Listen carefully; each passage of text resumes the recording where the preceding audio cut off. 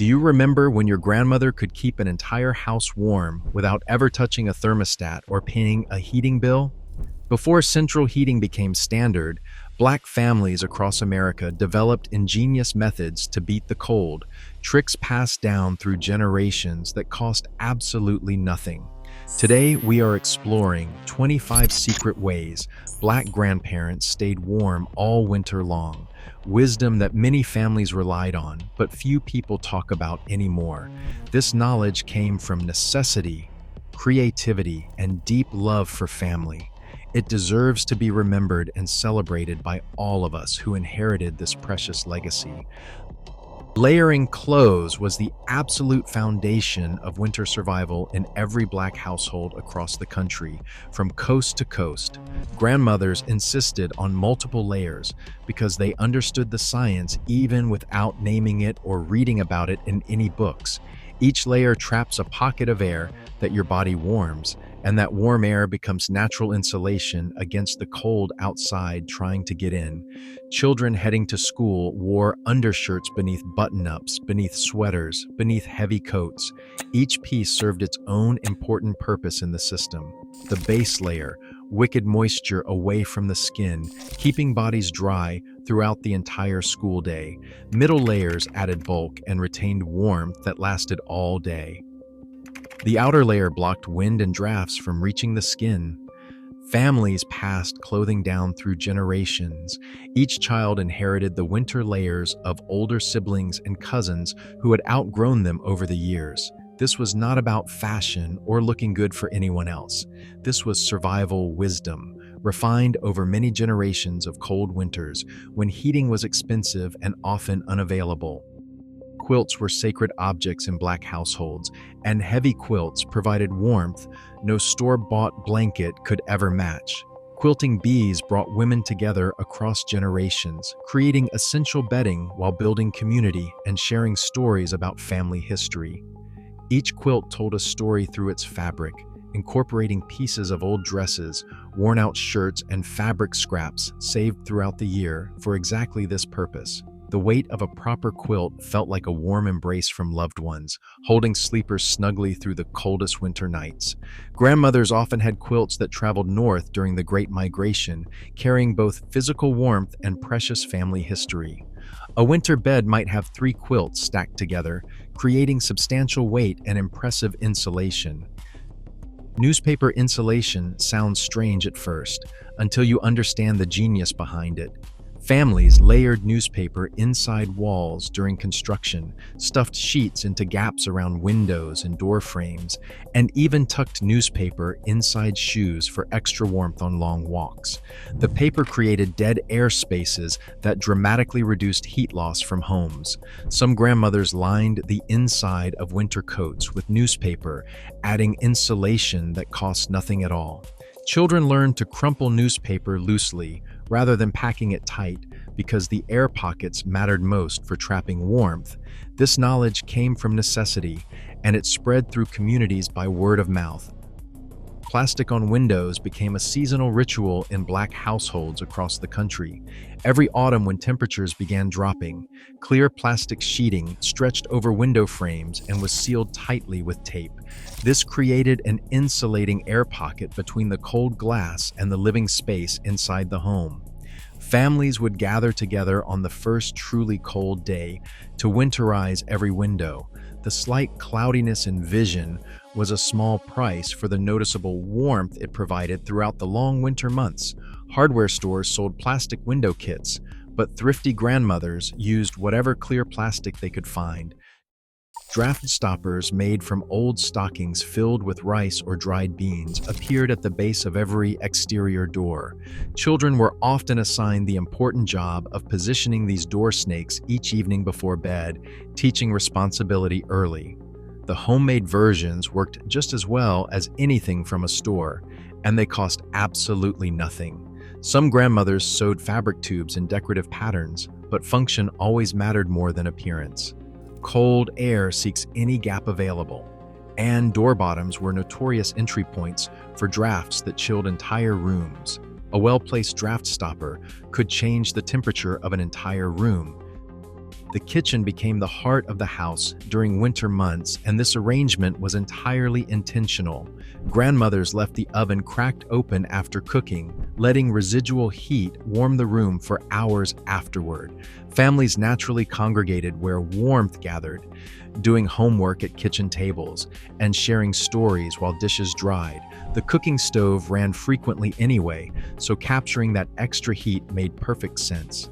Some families did most of their winter living in the kitchen, retreating to cold bedrooms only for sleeping. The kitchen smelled like dinner and felt like safety. Hot water bottles and heated bricks were placed in beds before anyone climbed under the covers each night. Grandmothers filled rubber bottles with hot water from kettles, wrapped them carefully in towels, and slipped them between the sheets at the foot of the bed. By bedtime, the sheets were toasty warm instead of shockingly cold. Some families used actual bricks heated in the oven, wrapped carefully to prevent burns. Children received the warmed bottles first because their small bodies lost heat fastest. A quality hot water bottle maintained warmth for 6 to 8 hours. Cast iron skillets retained heat for an hour or more after cooking finished, radiating warmth into the kitchen long after the stove was turned off completely. Savvy grandmothers left cast iron on the stovetop after meals, taking full advantage of this residual heat source that costs nothing extra.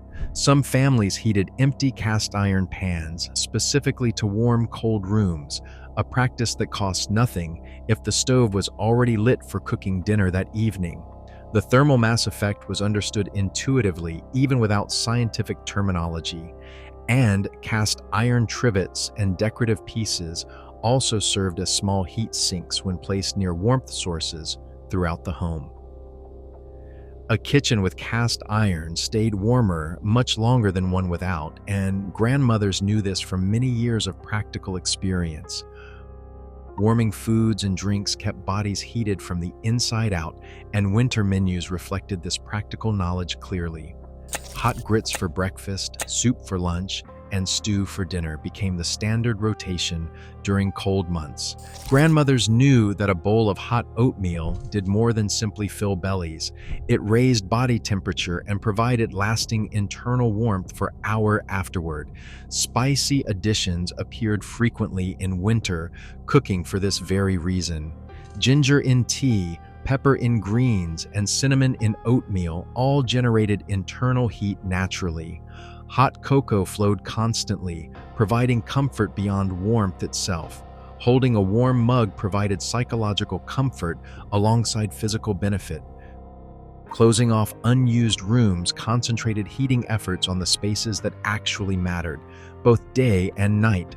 Bedrooms often stayed unheated except during sleeping hours, with everyone gathering together in the kitchen or living room. Guest rooms and storage spaces remained closed tight, and sometimes towels were rolled under doors to stop precious heat from escaping. These changes created warm gathering spaces where families naturally came together in the evening. Walking quickly through cold hallways to reach warm rooms became a normal winter experience. Children dashed from heated kitchens through chilly passages, then dove under quilts as soon as they arrived.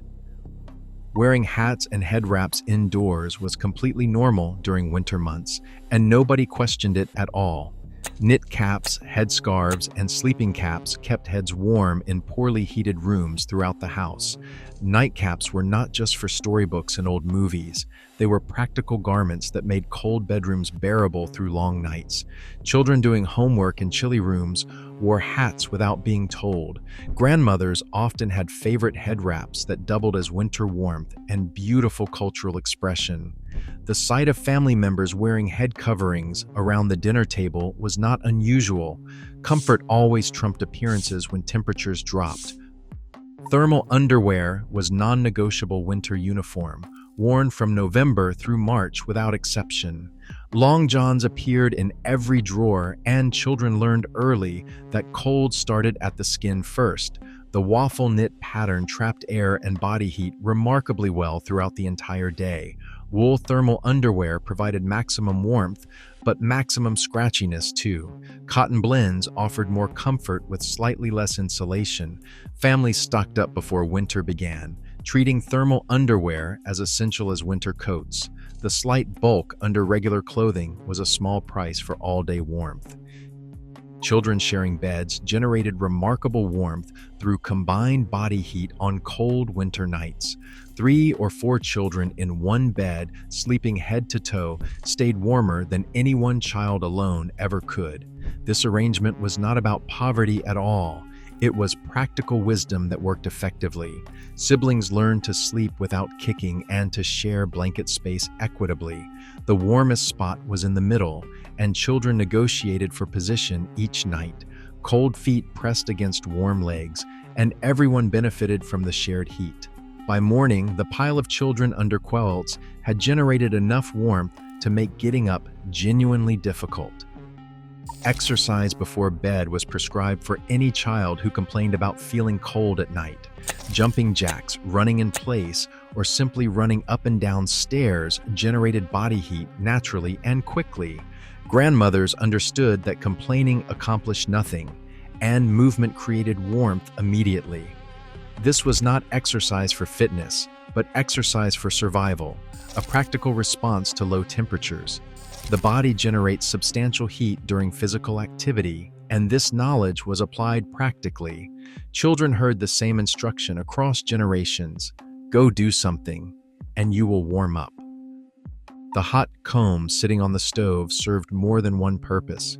While it warmed up for hair care, it also radiated heat into the room continuously. Children waiting their turn at the pressing comb held hands near the stove, absorbing warmth before heading out. Hair day was a ritual that meant spending extra time near heat sources, and that was not accidental. Some grandmothers left the comb heating longer than necessary, specifically to warm the kitchen. The multi-use nature of household items reflected the resourcefulness that defined survival in difficult circumstances.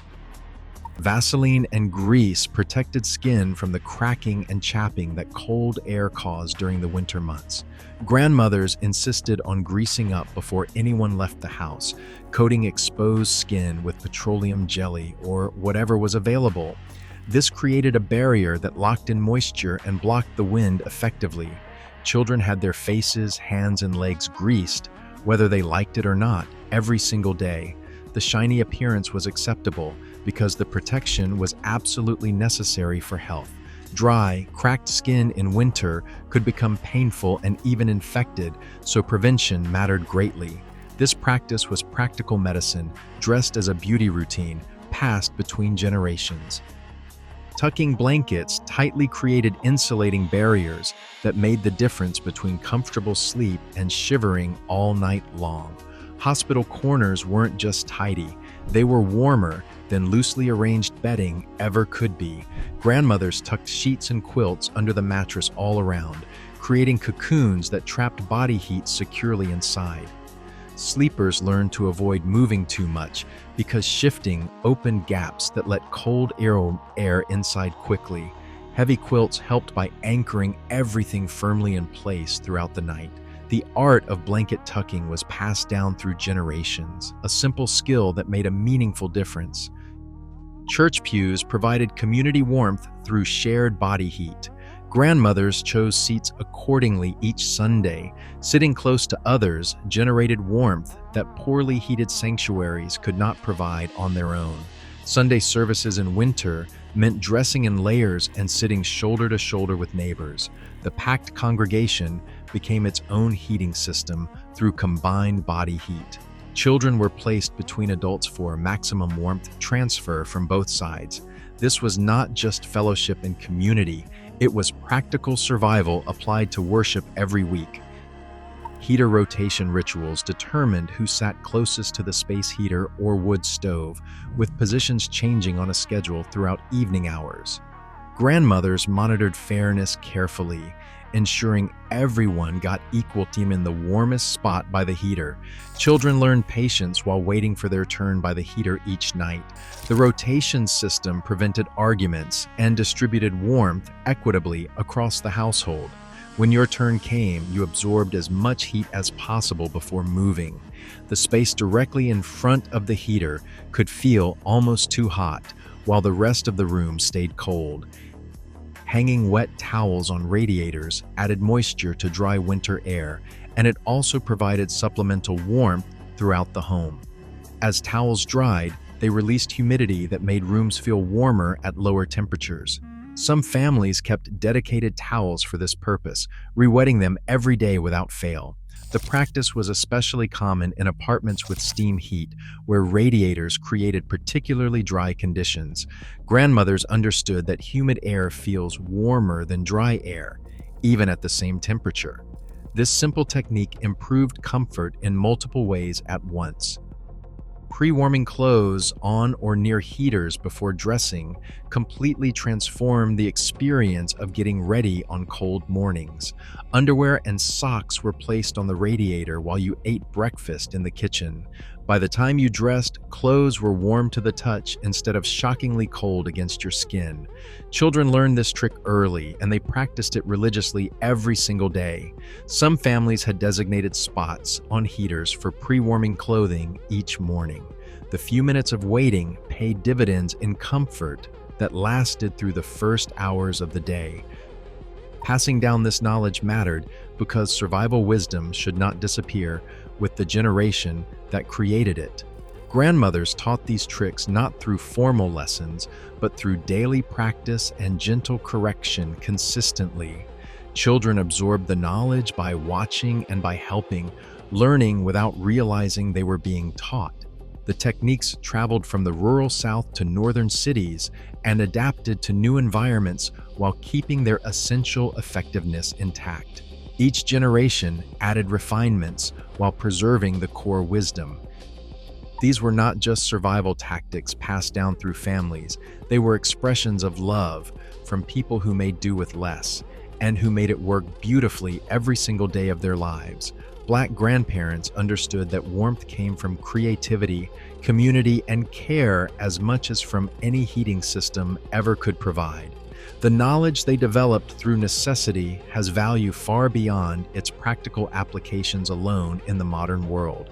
It represents resilience, resourcefulness, and the deep abiding love that turns a cold house into a warm home for everyone inside. Thanks for joining us on this trip down memory lane today. If you enjoyed learning about these old-fashioned ways to stay warm during winter, please give this video a like and share it with someone who remembers their grandmother's winter wisdom fondly. Don't forget to subscribe for more content celebrating the precious knowledge our elders passed down through many generations of families.